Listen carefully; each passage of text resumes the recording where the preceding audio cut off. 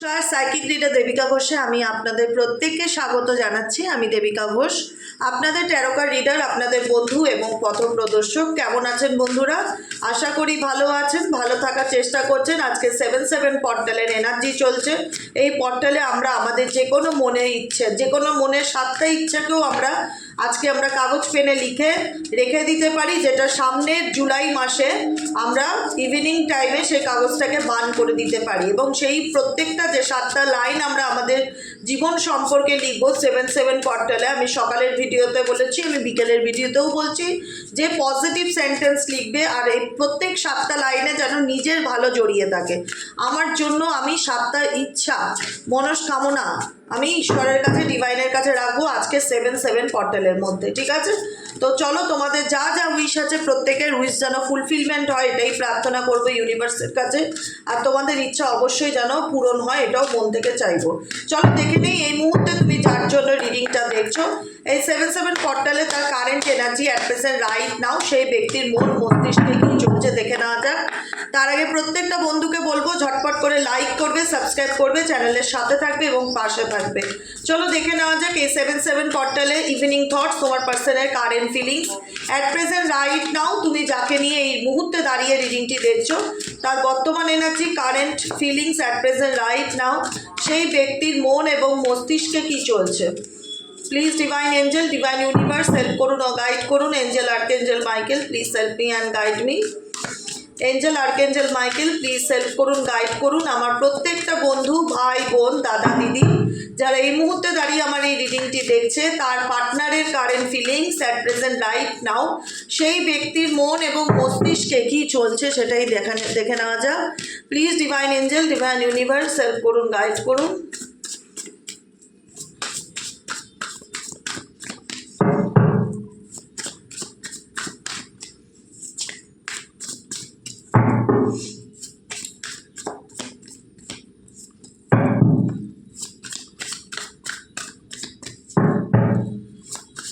চলো, তোমার পার্টনারের current feelings at present patience. আমি জানি না তোমার ব্যক্তি এই মুহূর্তে কিসের জন্য ধৈর্য ধরছে। ধৈর্য ধরা কার্ডটা খুব এনার্জিটা তোমার পার্সনের ক্ষেত্রে মেজরিটি টাইমেই আসে, কোনো না কোনো একবেলায় পেশেন্সের এনার্জিটা তোমার পার্সনের ক্ষেত্রে আসে। এই ব্যক্তি কিসের জন্য ওয়েট করছে, এই ব্যক্তি কিসের জন্য ওয়েট করছে, এই ব্যক্তি কিসের জন্য ওয়েট করছে। Universe please help me and guide me, I need your help. Oh my god, rejuvenations indicate করছে I am the happiest me when I am with you. কোথাও না কোথাও এই ব্যক্তি শান্ত মনে, নিস্তব্ধতার সাথে চুপচাপ এই ব্যক্তি সময়ের অপেক্ষা করছে। কোন সময়ের অপেক্ষা করছে? কারণ এই ব্যক্তি এইটুকুনি রিয়েলাইজেশন করেছে বা অনুভব করতে পেরেছে, এই ব্যক্তি যখন তোমার সাথে থাকে তখন নিজেকে সে সব থেকে হ্যাপি পারসন ফিল করে। ঠিক আছে? হ্যাপিয়েস্ট পারসন ফিল করে, কারণ সে মনে করে I am the happiest me when I am with you. যখন আমি তোমার সাথে থাকি বা তোমার সংস্পর্শে থাকি, তোমার কানেকশনে থাকি, কোথাও না কোথাও আমি মন থেকে ভীষণ রকম রেজুভেনেশনসকে ফিল করতে পারি এবং হ্যাপি এনার্জিকে ভেতর থেকে অনুভব করতে পারি। ভেতর থেকে বলে না, ভেতর থেকে ভালো থাকা। এই ব্যক্তি এটুকুনি অনুভব করতে পারছে 7/7 পর্টালের এনার্জিতে যে তোমার কানেকশন তাকে দুঃখ না, তাকে আনন্দ দেয়, তাকে হতাশা না, তাকে পজিটিভিটি দেয়। এটাই হচ্ছে তোমার পার্সনের কারেন্ট এনার্জি। ঠিক আছে? আর কি চলছে এই ব্যক্তির মনে? ডিভাইন এঞ্জেল, ডিভাইন ইউনিভার্স, আর কি চলছে এই ব্যক্তির মনে current present right now at present এই ব্যক্তির মনে আর কি চলছে? Please divine angel, divine universe help করুন, গাইড করুন এই ব্যক্তির মনে আর কি চলছে।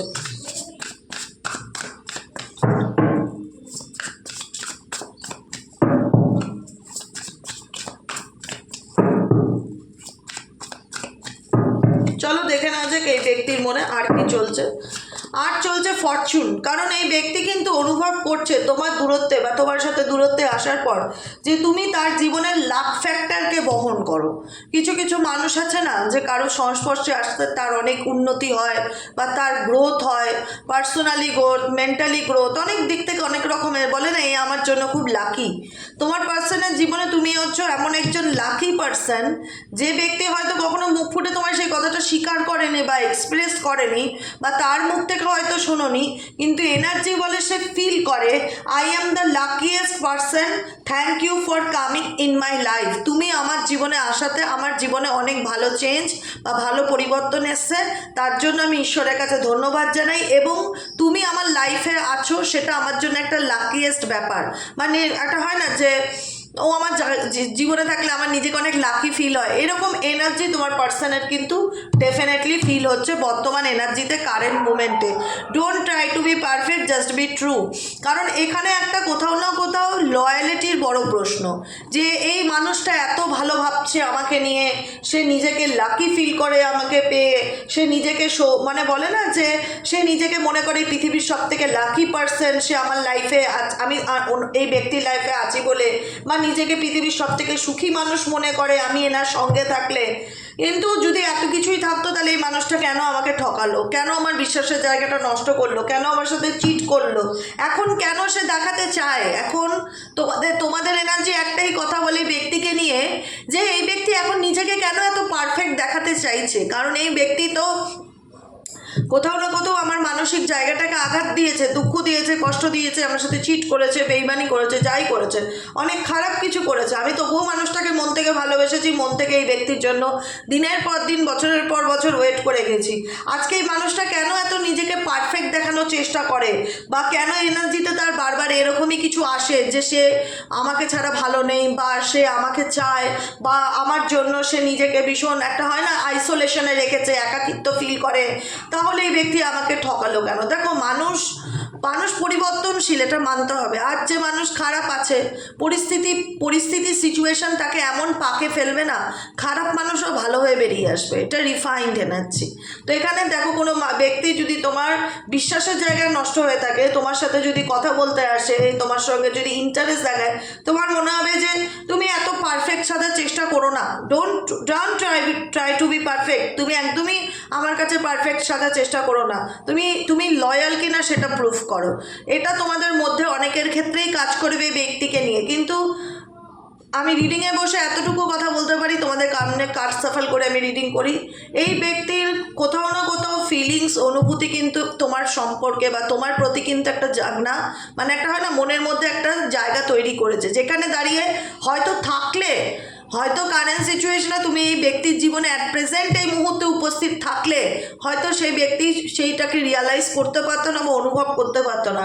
আজকে দূরে আছো বলেই কিন্তু এই ব্যক্তি প্রত্যেকটা মুহূর্তে তোমাকে নিয়ে ভাবছে, তোমার সাথে কাটানো মুহূর্ত নিয়ে ভাবছে, এবং সে এটাও ফিল করে যে এই তুমি যখন তার লাইফে থাকো, সে একটা আলাদাই পজিটিভ এনার্জিকে অনুভব করতে পারে, এবং সে তোমাকে পেয়ে নিজেকে লাকি ফিল করে। ঠিক আছে, আর কি আছে এই ব্যক্তির মনে, আর কি চলছে এই ব্যক্তির মনে, আর কি চলছে? Please divine angel, divine universe. Oh my god, কনফেশনসের energy, I feel jealous and anger.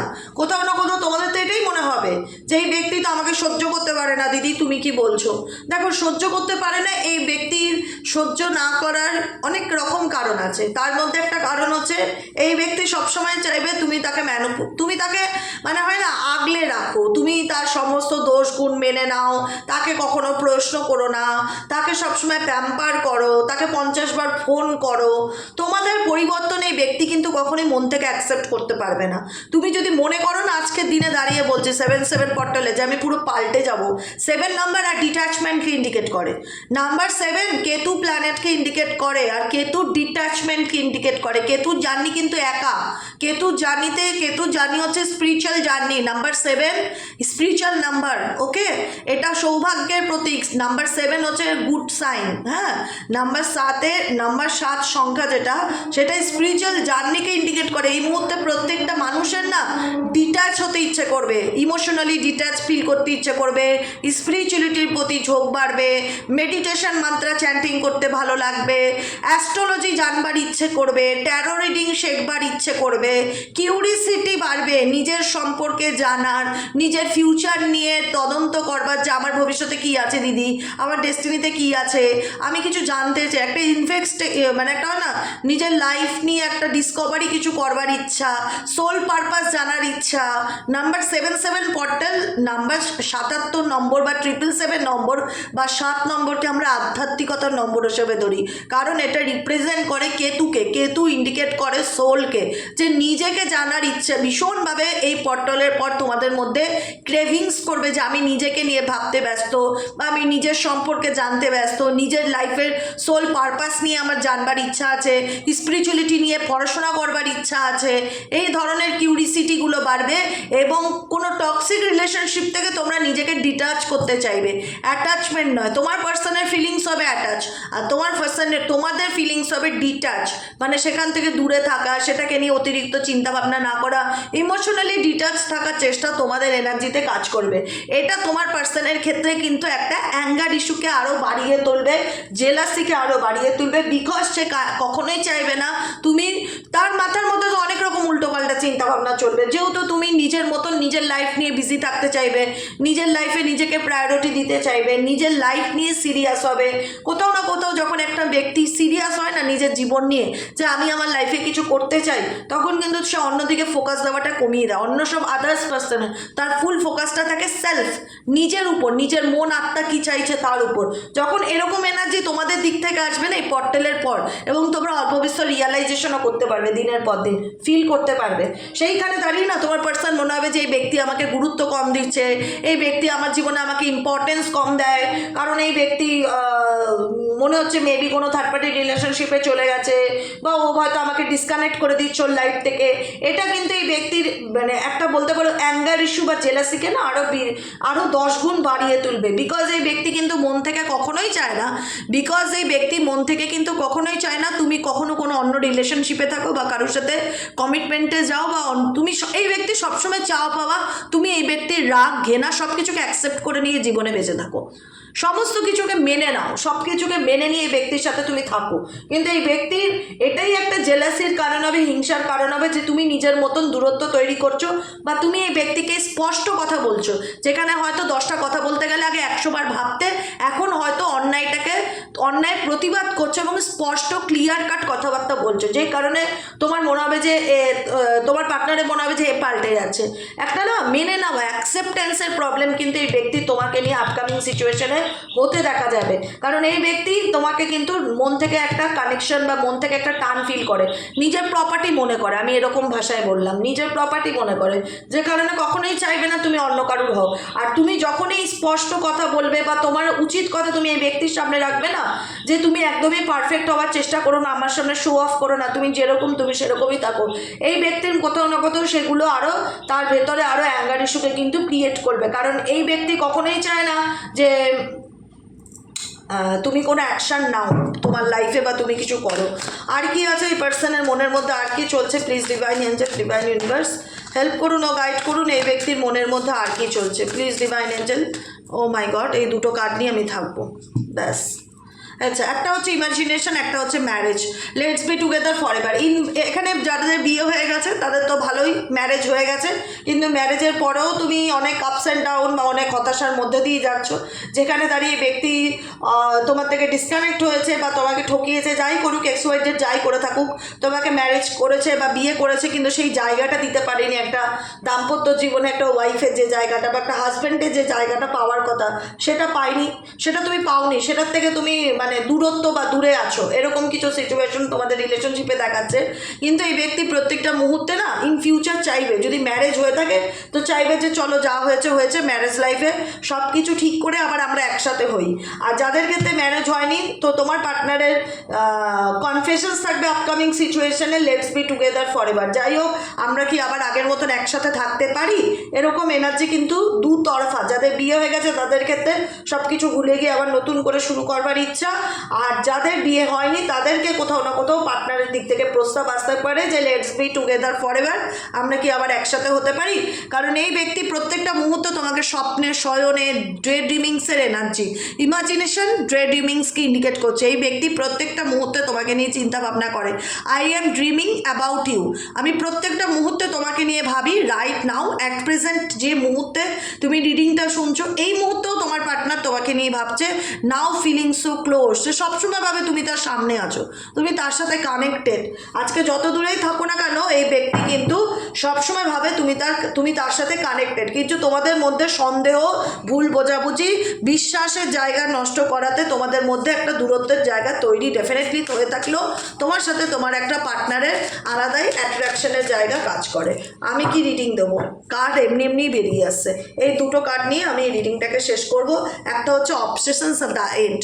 আজকে দেখো আমি যে কথাগুলো বলছি এনার্জিও কিন্তু আমার সাথে তাই বলে যাচ্ছে।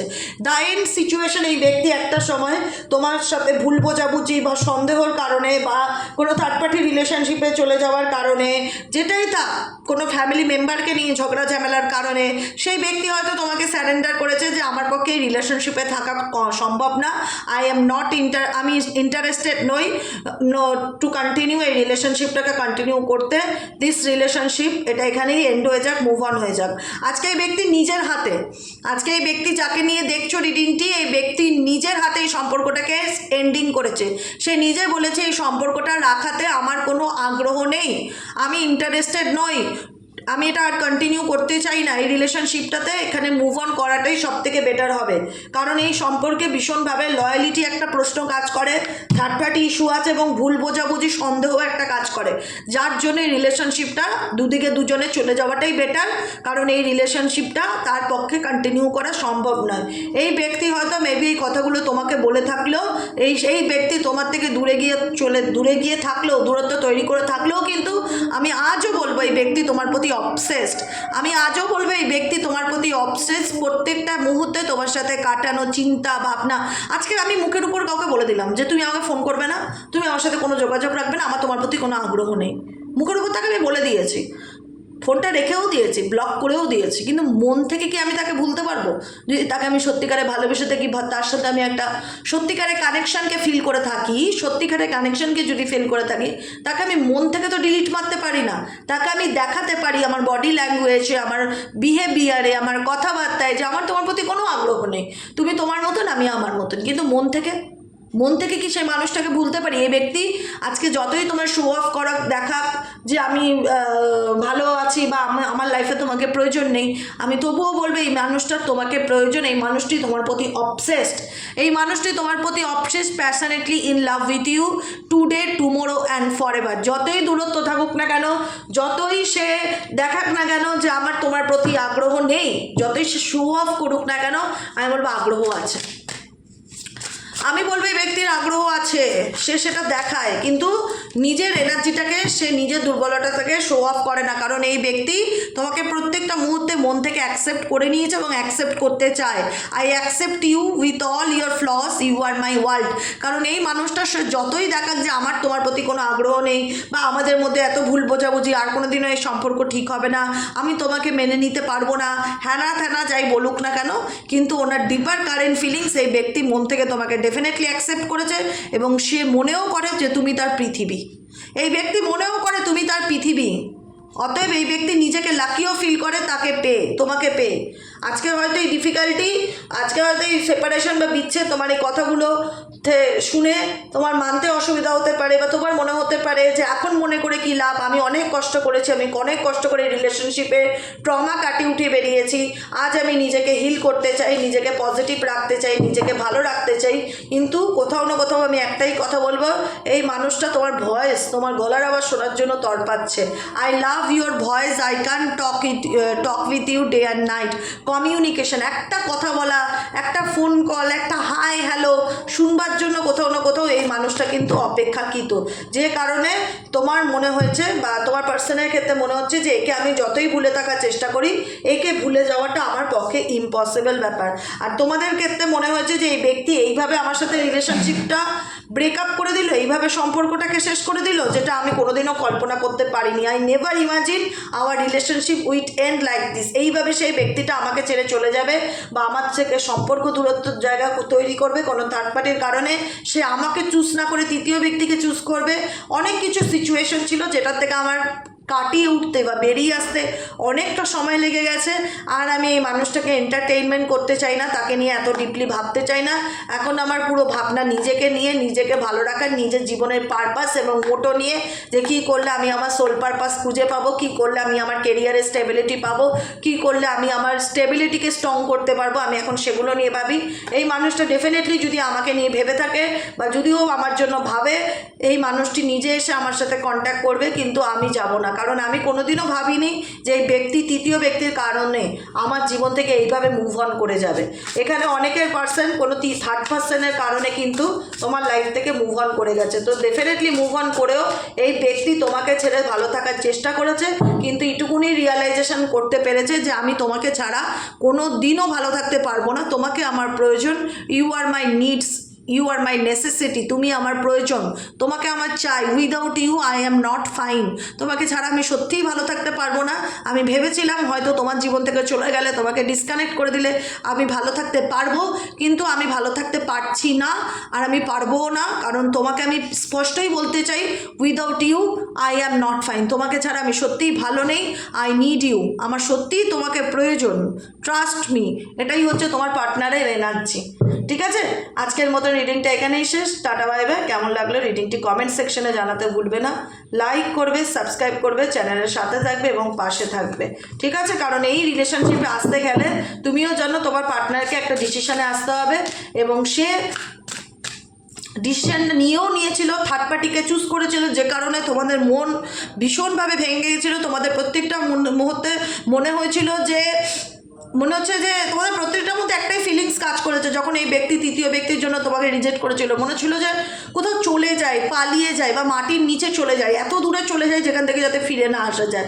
নিজের উপর নিজের রাগ হচ্ছিল, নিজের উপর নিজের ঘেন্না হচ্ছিল, খালি একটাই কথা বলতে ইচ্ছে করছিল যে কী করে মানুষটাকে আমি এত ভালোবাসলাম আর কী করে মানুষটাকে আমি এত ট্রাস্ট করলাম। এখন আমার এই মানুষটাকে ভালোবাসা বা অতিরিক্ত বিশ্বাসের কারণে আমার নিজের উপর নিজের রাগ হচ্ছে। I hate myself for believing you again and again. কারণ এই মানুষটাকে তুমি অনেকবার সুযোগ দিয়েছো, ভালোবেসেছো বলে না, অনেকবার সুযোগ দিয়েছো, আর ততবার এই মানুষটা তোমার মন ভেঙেছে। তুমি সুযোগ দিয়েছো, মেবি ওই পার্সন তোমার ক্রাশ ছিল, হ্যাঁ, first side love, one side love, এক চোখে দেখে ভালো লেগে গেছে, তার প্রেমে পড়ে গেছি, তাকে ভুলতে পারছি না। তো তাকে পাওয়ার জন্য তুমি সমস্ত রকমই কম্প্রোমাইজ করেছিলে, কিন্তু সেই জায়গায় তুমি হার্টব্রেক ছাড়া, মানসিক আঘাত ছাড়া, চিৎকার ছাড়া, দুঃখ কষ্ট ছাড়া কিছু পাওনি। এই রিলেশনশিপে তুমি কিছু পাওনি, একটাই কথা বলবো, ডিপলি হার্ট। আবারও বলবো, এই রিলেশনশিপে তুমি ডিপলি হার্ট হয়েছো, শুধু দুঃখ কষ্ট যন্ত্রণা আঘাত ছাড়া কিচ্ছু পাওনি। তোমার পার্সন তোমার মন ভেঙেছে, তোমার বিশ্বাস ভেঙেছে, তোমার ভালোবাসার জায়গাটা নষ্ট করে দিয়েছে, যেখানে দাঁড়িয়ে না আজ এই কথাগুলো শুনতে বড় অদ্ভুত ফিল হয়। মনে হয় সত্যিই মানুষটা নিয়ে আমাকে ভাবছে, সত্যিই মানুষটা আমাকে চায়। কারণ এই মানুষটার এত বেইমানি করেছে, এত কষ্ট দিয়েছে, এত মানসিক আঘাত করেছে, এত যন্ত্রণা দিয়েছে, এরকম যন্ত্রণা আমার মনে হয় না তোমার জীবনে তোমাকে আর দ্বিতীয় কোনো ব্যক্তি দিয়েছে। এই ব্যক্তি যতটা কষ্ট দিয়েছে, যতটা তোমার মনকে ভেঙেছে, তুমি পুরো শকডে ছিলে, শকড হয় না, ট্রমাটাইজ, সেই ট্রমাটাইজ সিচুয়েশনে ছিলে, যেখান থেকে তুমি অনেক চিন্তাভাবনা করার পর এই মানুষটার জীবন থেকে দূরে সরে আসার সিদ্ধান্ত নিয়েছো। তোমার মনে হচ্ছে আর নয় দিদি, এনাফ ইজ এনাফ, অনেক হয়েছে, I am living from your life for many reason. এই ব্যক্তির আজকে সে যতই আমায় চুজ না করে থার্ড পার্টিকে চুজ করুক, আজ তার মনে হচ্ছে যে আমি তার জীবনের লাকি পার্সন, আজ তার মনে হচ্ছে সে আমাকে ছাড়া বাঁচবে না, আমাকে তার প্রয়োজন, এখন আমি তার প্রয়োজন হয়ে গেছি প্রিয়জনের তুলনায়। তো সেই জায়গায় দাঁড়িয়ে এই ব্যক্তির কাছ থেকে আমি জীবনে ভালোবাসার থেকে দুঃখ কষ্ট মানসিক আঘাত হতাশা এত বেশি পেয়েছি, সেখান থেকে আমার মন একটাই কথা বলে যে আমি আর এই মানুষটার দিকে মুখ ঘুরে তাকাতে চাই না, আমি চলে যেতে চাই এই ব্যক্তির জীবন থেকে। কারণ এই ব্যক্তির জীবন থেকে চলে যাওয়ার জন্য আমার একটা কারণ না, আমার অনেকগুলো রিজন আছে, যেটা বললে তোমাকে আমি কমেন্ট সেকশনে শেষ করতে পারবো না, কেন আমি এই মানুষটার জীবন থেকে চলে যাওয়ার সিদ্ধান্ত নিয়েছি। অনেক কষ্ট, অনেক মানসিক আঘাতেই কিন্তু তুমি এই ডিসিশানটা নিয়েছো, যেখানে দাঁড়িয়ে তোমাদের মন বলেছে আর নয়। অনেক আমার জীবনটা হেল হয়ে গেছে, মানে আমি বলতে পারে এটা তোমাদের নতুন জীবন, এরকম ফিল হচ্ছে যে একটা নতুন জীবন ইউনিভার্স আমাকে দিয়েছে, এই জীবনটা এবার আমি আমার মতন করে বাঁচতে চাই, ভালো থাকতে চাই।